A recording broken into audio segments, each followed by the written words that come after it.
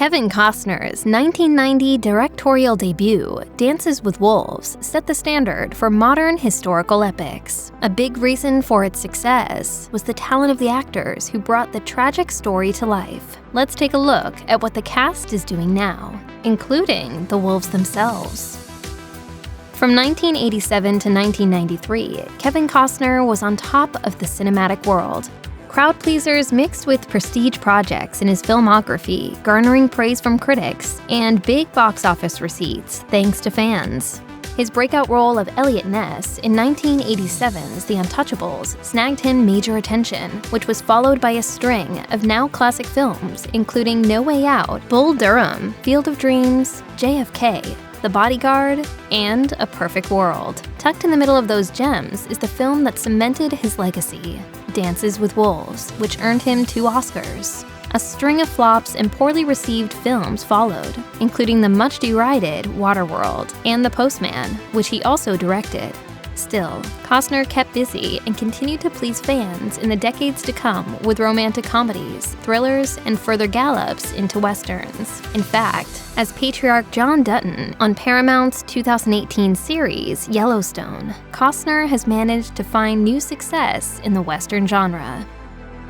After 20 years on stage and TV, the early 1990s brought new fame and acclaim to Maury McDonnell. She was twice nominated for Best Actress at the Academy Awards. The first nomination honored her portrayal of Stands with a Fist in Dances with Wolves, while the second arrived 2 years later for her performance as May Alice Culhane in 1993's Passion Fish. McDonnell's career continued to flourish in the years following this surge of success. She's played strong, multi-dimensional female characters on screens big and small, including the First Lady in Independence Day, and fan favorite President Laura Roslin on the beloved sci-fi series Battlestar Galactica. She's also had Emmy-nominated guest appearances on ER and The Closer. As fans of Dances with Wolves could have guessed all the way back in 1990, McDonnell has made a sterling career out of playing complex women in unique situations. The world has gifted us 2 talented Graham Greenes, and both have provided endless entertainment between them. However, the English novelist should not be confused with the Oneida actor who boasts over 160 credited roles. Greene's gentle and soulful work as Kicking Bird in Dances with Wolves earned him his one and only Academy Award nomination for Best Supporting Actor. Unfortunately, he lost out to Joe Pesci from Goodfellas.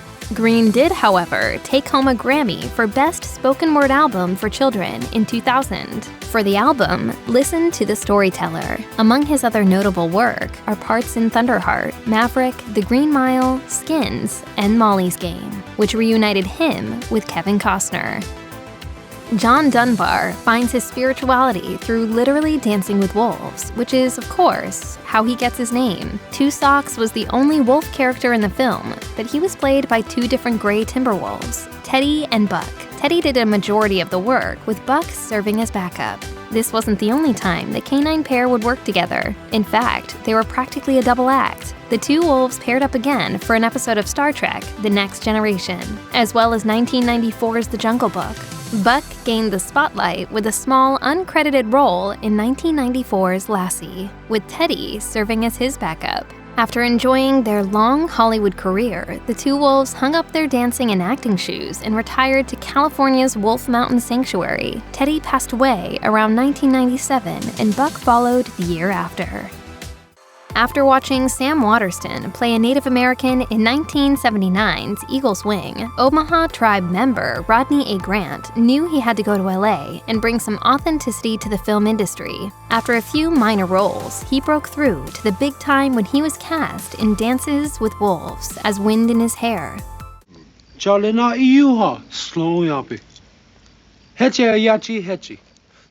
Casting director Elizabeth Lustig summed up his appeal nicely.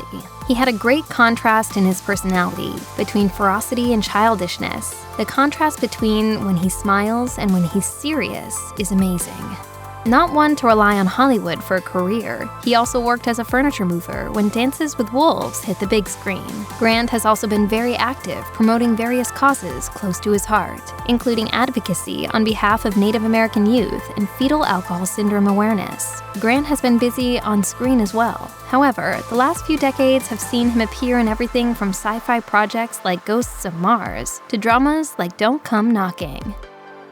Floyd Red Crow Westerman had already enjoyed a well-established career as a musician and activist by the time he appeared in Dances with Wolves. His first album, Custer Died for Your Sins, was released in 1969. He went on to collaborate and tour with the likes of Sting, Harry Belafonte, Willie Nelson, Bonnie Raitt, Joni Mitchell, Chris Christopherson, and Jackson Browne. As the open-minded and friendly 10 Bears, his talents were put on display to a wide audience. Numerous other roles followed, usually wise elders or chiefs. Westerman stayed busy right up until his death from leukemia in 2007. He released a new album, a tribute to Johnny Cash, in 2006, and even reunited with Kevin Costner in his final screen appearance in the 2008 film Swing Vote. Rosemary Cardinal was dubbed Tantoo by her grandmother after the insect repellent they used while picking blueberries together in her youth. That's not the only thing she gave young Tantoo. She also blessed her granddaughter with an appreciation of her Cree and Métis ancestry, and an interest in acting. Cardinal's career began early in life, breaking screen barriers long before Dances with Wolves, but the film's success opened even more doors for the actress. Cardinal went on to appear in such hits as Legends of the Fall, Smoke Signals, and Wind River. Wind River reunited her with Graham Greene, and not for the first time, they've worked together on over 20 different projects. Cardinal has won numerous accolades for her work. She took home the prestigious Earl Grey Award from the Canadian Screen Awards in 2017 and was made a member of the Order of Canada, one of the country's highest civilian honors, in 2009. Aboriginal Canadian Jimmy Herman first got involved in acting when he appeared in a Yellow Pages ad. He then worked as a narrator for the Native Counseling Services of Alberta. Bit by bit and part by part, Herman increased his profile as a performer until he got his big break when he was cast as the elder warrior Stone Calf in Dances with Wolves. A career was born that day. Over the next 17 years, Herman worked on over 40 projects, including playing a bartender in John Frankenheimer's Reindeer Games and appearing in a guest spot on The X-Files. For a number of those years, Herman played fur trapper Joe Gumba on CBC's North of 60. Off-screen, he was very giving of his time for those in need. Herman was sober for 30 years, but still attended AA meetings to help those still working to conquer their addiction. Herman died in 2013 of a heart attack at the age of 72. Brooklyn-born Maury Chaykin often played outsized characters. His brief but highly tense scene in Dances with Wolves ended up being one of his most memorable roles. Other works of note included parts in War Games, My Cousin Vinny, and a memorably Harvey Weinstein-esque character named Harvey Weingard on HBO's Entourage. In 1994, he won a Genie Award for his work as an isolated former rock star in whale music. In another rare lead part, Chaykin excelled in his portrayal of the titular New York detective in the 2001-2002 A&E series A Nero Wolfe Mystery. Busy until the very end, Chaykin passed away in 2010 on his 61st birthday due to complications of a heart valve infection.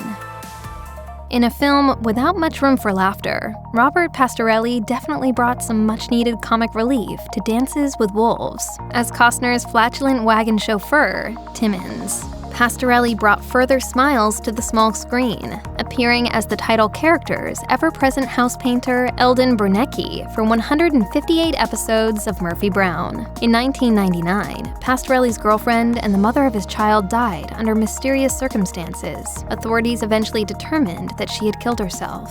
Pastorelli's life and career deteriorated sharply thereafter. He did manage to form a close friendship with Glenn Close, and the two appeared in a pair of TV movies together in 2001. In 2004, Pastorelli overdosed and died at the age of 49. It was eventually revealed that at the time of his death, he had been a suspect in Janovich's death.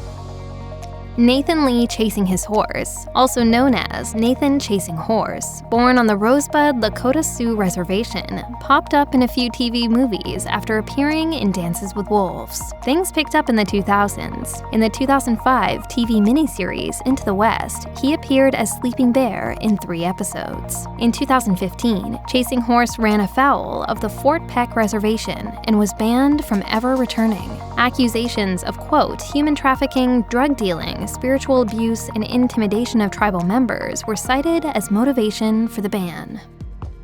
Michael Spears made his screen debut by beating out 500 other boys for the role of playful young tribe member Otter in Dances with Wolves. He has gone on to act in over 20 projects, many in the Western genre. He even reunited with fellow castmates Nathan Lee Chasing His Horse and Graham Greene in a number of projects, including the acclaimed 2005 TNT series Into the West. Spears has also worked alongside his brother, Eddie. The two are celebrated hand drummers. Tony Pierce's Spivey is the sort of character you love to hate, an army soldier with a disdain for the native-friendly Dunbar and everything he stands for. He makes quite the splash in the film's final act. In real life, however, he and Costner are friends, and appeared together again in 1992's The Bodyguard, where he played Whitney Houston's stalker. Pierce has had a decent run of supporting work, playing wise guys and intense weirdos in such films as For the Boys and Big Bully, opposite Rick Moranis. More recently, he played a crazed homeless man on Ray Donovan. Things have slowed down significantly for the actor since then. Pierce hasn't acted on screen since 2015. Kirk Baltz has not only earned high praise for his acting skills, but for his work as a teacher and coach as well. When Baltz enters a scene, the brash and mouthy actor's presence is immediately felt. His most memorable role is likely the beleaguered police officer, Marvin Nash, who is bound to a chair, tortured, and ultimately has his ear cut off to the sound of Stuck in the Middle with You in Quentin Tarantino's Reservoir Dogs. Beyond this, Baltz has appeared on a slew of popular TV shows, including the ever-popular NCIS. Oregon native Tom Everett played the salty, battle-scarred soldier, Sergeant Pepper, and he's built a robust career in supporting roles since the late 70s. In 2000, he reunited with Costner for the Cuban Missile Crisis thriller 13 Days, and recently appeared as Archbishop Tarazi on Hellstrom. In 1971, RCA released his one and only album, Porchlight On in Oregon. Wes Studi has quite the resume, both on and off the screen. In addition to being an actor, he's a horse trainer, stone carver, musician, children's author, the founder of a bilingual newspaper, a Vietnam War veteran, and an activist with the American Indian movement. His work in Dances with Wolves opened the door to a steady career as an actor on the stage and in TV and movies, including roles in The Last of the Mohicans, Heat, Mystery Men, The New World, and the title character in 1993's Geronimo, an American legend. In 2019, he received the Governor's Award from the Academy of Motion Pictures Arts and Sciences. Studi shows no signs of slowing down. He recently lent his voice to Disney's Soul. Kevin Costner's eldest offspring, Annie Costner, landed her first role as a child. She filled in Stands with a Fist's backstory by playing the heroine's childhood self. Annie later went on to act in 2 more of her dad's films, Waterworld and The Postman. In 2014, she co-founded Sound Off Films, a production company specializing in, quote, mission-driven content of all stripes. As part of Sound Off, Costner's work includes an ESPN 30 for 30 short about a short-lived 70s co-ed volleyball league entitled Bump Spike.